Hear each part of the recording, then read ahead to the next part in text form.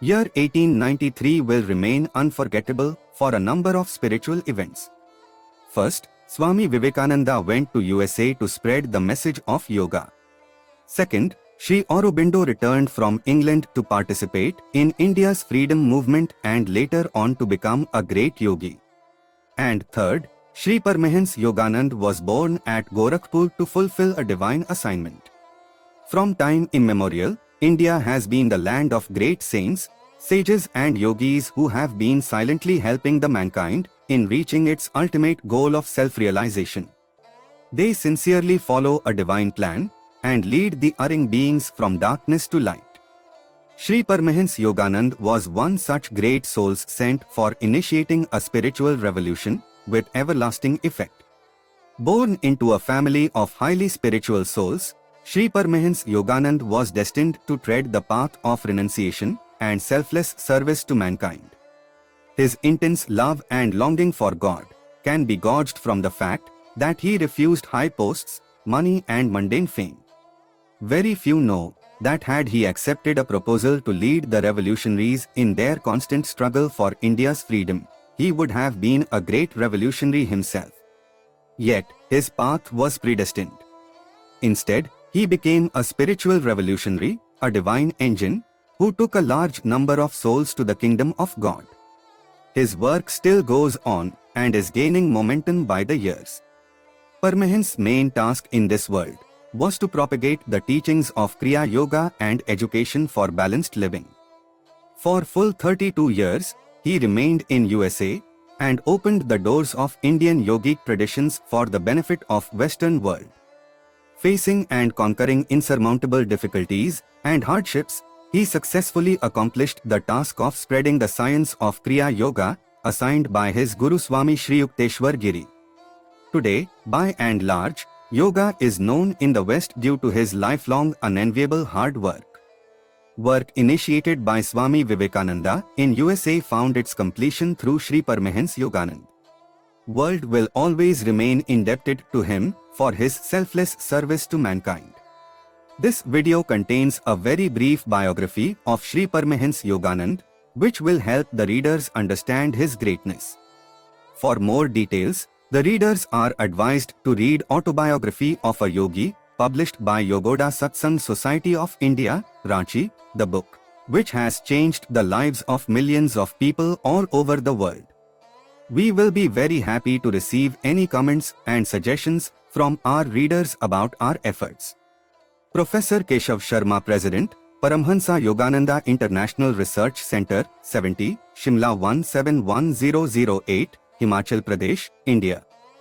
Biography of Sri Paramhansa Yogananda. About 100 years ago, a Kumbh Mela was held at Allahabad. During this time, saints and sages from all corners of India gathered together to bathe in the Ganga. They discussed God and prayed to him for the welfare of all people. Swami Sri Yukteswar was among such saints who had travelled to Allahabad to attend the Mela. Swami Sri Yukteswar's Guru was called Lahiri Mahashay. Lahiri Mahashay's Guru was the great Mahavatar Babaji, who lives in the Himalayas. Babaji has been alive for hundreds of years and possesses all the powers that God has. He looks after the well-being of all mankind. Babaji was also there at the Kumbh Mela that year, but Swami Sri Yukteswar did not know about it, nor had he met Babaji previously. One day, as Swami Sri Yukteswar was walking through the Mela, he thought, "Oh, this fair is nothing but a chaos of noise and beggars. I wonder if the Western scientists patiently enlarging the realms of knowledge for the practical good of mankind are not more pleasing to God than these idlers who profess religion but concentrate on alms." At that moment, someone touched him and told him that a saint was calling him. Hesitantly, he went to see who was calling him. It was Babaji, who had read his thoughts and who knew everything about the future of mankind. Babaji told him, "For the faults of the many, judge not the whole." Though many sadhus here still wander in delusion, yet the Mela is blessed by a few men who know God. I saw that you were interested in the progress made in the Western countries and also in our own religion. I felt the pangs of your heart, broad enough for all men. That is why I called you here. Some years later, I shall send you a disciple, whom you can train for spreading the knowledge of yoga in the West. I see many souls in America waiting to know all about God through yoga. The disciple promised to Sri Yukteswar was born in Gorakhpur on the 5th January 1893. His father's name was Bhagwati Charan Ghosh and his mother was called Gyan Prabha Ghosh. They named their child Mukund. Soon after Mukund was born, his parents took him to Banaras to the home of their guru, Lahiri Mahashay. The great saint took baby Mukund in his lap and blessing the child, said to Mukund's mother, "Little mother, thy son will be a great yogi. As a spiritual engine, he will carry many souls to God's kingdom." Soon after Mukund's birth, Lahiri Mahashay passed away. Mukund's parents were very saintly and never missed their prayers. They saw that, from the birth Mukund was deeply interested in worshipping God and they did everything to encourage him to seek him. He meditated every day in the morning and in the evening in front of the picture of Lahiri Mahashay. When he was doing so, Lahiri Mahashay's form used to come out of the picture and sit before him. When Mukund tried to touch this figure of Lahiri Mahashay, it would disappear. When he was 8 years old, Mukund fell seriously ill. The doctor told his father, "He has cholera. There is no hope left now. Medicines cannot do anything for him." But Mukund's mother had great faith in her guru, Lahiri Mahashay. She told Mukund, "Bow to him mentally. If you really show your devotion and inwardly kneel before him, your life will be spared." Mukund was too weak to get up and bow to Lahiri Mahashay physically. So, he mentally bowed to him. As he looked at the picture of Lahiri Mahashay, at that moment, there was a blinding flash of light which surrounded the whole room. That light healed him completely. Mukund's mother also saw the healing light and she hugged the picture and thanked Lahiri Mahashay. On another occasion, Mukund was meditating when he saw a strange light. He wondered what it was. Slowly the light started to take definite shapes, and he saw many caves in a mountain with saints meditating in them. He asked them, "Who are you?" They replied, "We are Himalayan yogis." Looking at them, Mukund too longed to be among them, and he replied, I long to go to the Himalaya and become like you." At that moment this vision disappeared, and the light he saw became larger and larger without limits. He thought, "What is this wondrous glow?" The light replied, "I am Ishwar. I am light." Mukund longed to become one with that light. From those experiences, Mukund received much inspiration to seek God every day and in every way.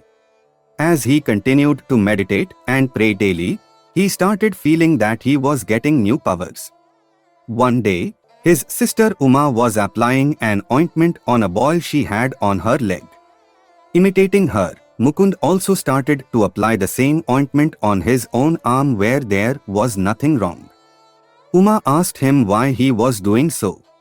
He said, "Well sister, I feel I am going to have a boil tomorrow. I am testing your ointment on the spot where the boil will appear." Uma did not believe him and said, "You little liar." To this challenge Mukund replied, "Sis, don't call me a liar until you see what happens in the morning. By the power of will in me, I say that tomorrow I shall have a fairly large boil in this exact spot on my arm, and your boil shall swell to twice its present size." The next day Mukund got a boil on his own arm, and Uma's boil had doubled in size. Uma went crying to her mother. Mukund was severely scolded for using his power wrongly. His mother asked him never again to use the power of words to do harm to others. His boil had to be cut open for healing. On another occasion, his sister Uma found him on the balcony lost in thought. She teased him, "Why are you so quiet?" He replied, "I am just thinking how wonderful it is that Divine Mother gives me whatever I ask." Pointing to two kites being flown by two boys in the opposite lane, she said, "Suppose she would give you those two kites. Without replying, Mukund looked at those two kites, praying silently to Divine Mother. Suddenly the kites struck one another, and the string of one was cut. It came flying to the veranda. Then the wind stopped. Just as the kite came to the neighboring house, its string became entangled in a cactus plant on the roof of that house in such a way that Mukund simply had to stretch forth his hand to get it. But Uma still would not believe that the kite came in answer to Mukund's prayer.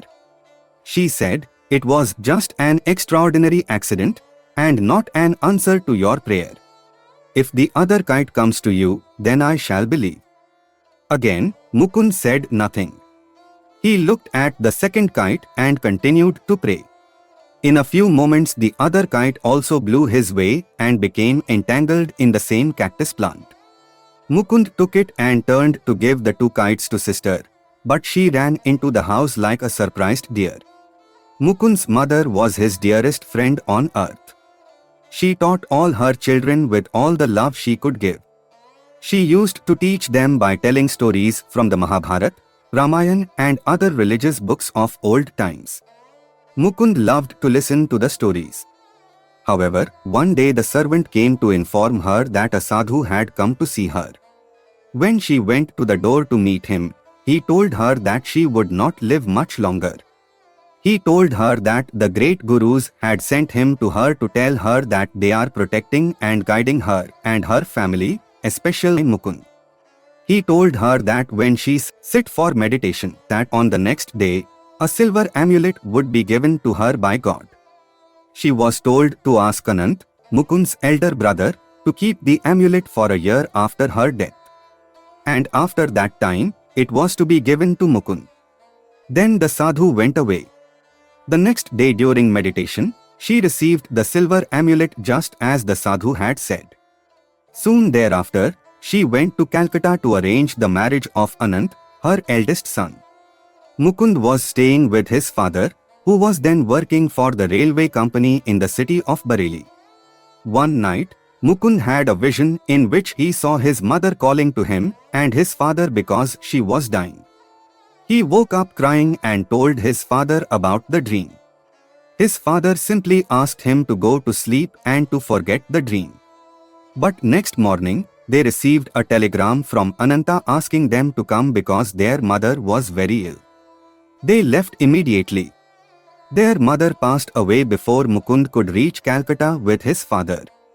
After the death of his mother, Mukund was very sad and often cried while praying under a tree. One day, while he was crying, God came to him in the form of Divine Mother and told him, "It is I who have watched over thee life after life, in the tenderness of many mothers. See in my gaze, the two black eyes, the lost beautiful eyes, thou seekest." This vision gave him deep consolation and satisfaction. Also, soon thereafter a year was over and his brother gave him the silver amulet which his mother had received. This amulet made him feel, "Oh, what a wonderful feeling this gives me. I feel I am receiving guidance from the great masters I have known in past lives." After their mother's death, Mukund's father looked after all the children just like their mother had done. They were also looked after by a maid mother with whom Mukund enjoyed fighting and having fun. To distract Mukund from thinking about his dear mother whom he could no longer see and talk to, his father admitted him to a school. Then one of his cousins came to live with them for some time. Mukund's cousin had seen many hermits and sages in the Himalayas and he liked to tell Mukund many stories about them. Secretly, Mukund planned to run away to the Himalayas to meet the saints and to seek God. His brother Anant knew that Mukund would try to run away and so he kept a close watch on him. One day when Mukund had left home, Anant followed him and brought Mukund back home after he had travelled some distance. Mukund was told by his father, "Son, I do not want to prevent you from seeking God. On the other hand, I want to help you to achieve your aim. I have arranged to teach you Sanskrit. First you must study and finish your school education." Though Mukund went to school to please his father, he was not much interested in his studies. Somehow, he managed to pass his examinations. He kept on seeking God with greater interest. He also loved to play. He became a great champion at running and football, and also became a good wrestler. He liked to organize sports competitions in Calcutta in the locality where he lived. But just after the games were over, his mind would become immersed in God and he would talk to his brothers and friends about God. Also, he especially enjoyed organizing religious festivals like the Durga Puja and Kali Puja festivals, which are popular in Bengal. He used to bring his friends home to meditate with him. One day, one of his friends asked him why he could not see God. Mukund promised him that he could.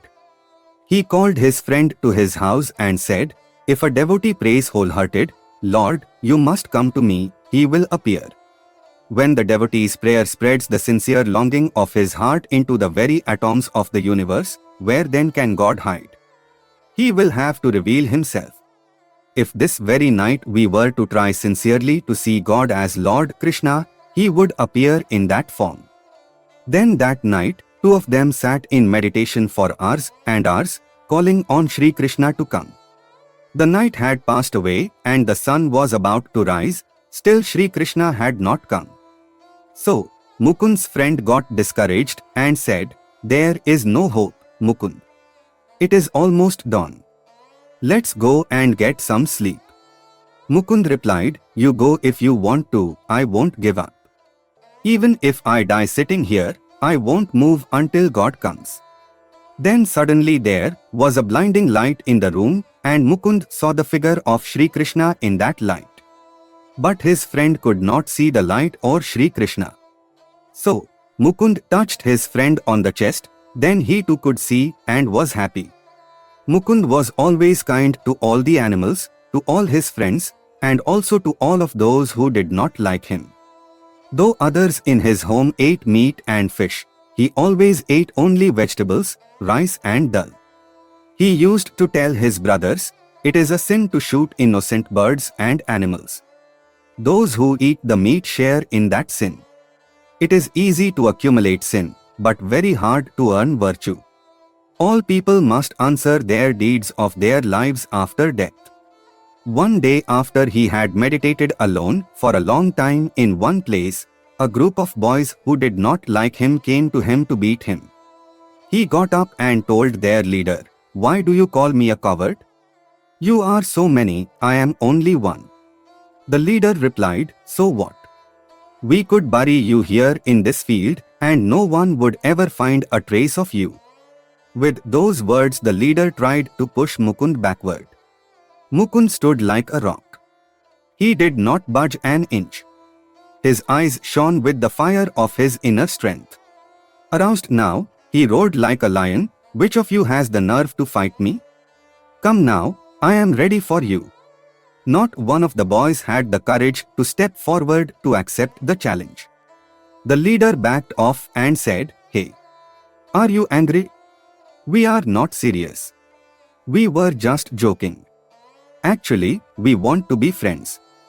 Now, instead of taking advantage of his victory and ridiculing them, Mukund immediately accepted their friendship and said, "Then come to my house with me. We will feast on sweetmeats until we can eat no more." One winter it was very cold, but when Mukund returned home, he was wearing only his dhoti and shoes. His upper body was totally naked. His father asked him what had happened to the clothes. Mukund replied, "I saw an old man lying on the street. He was shivering and had nothing on except a torn rag. I thought to myself, we have enough money to protect ourselves from cold, but this poor man has nothing. He is helpless and has nowhere to go. So, I gave him my garments. And I have also had the chance to know how others feel who have not the means to keep themselves warm.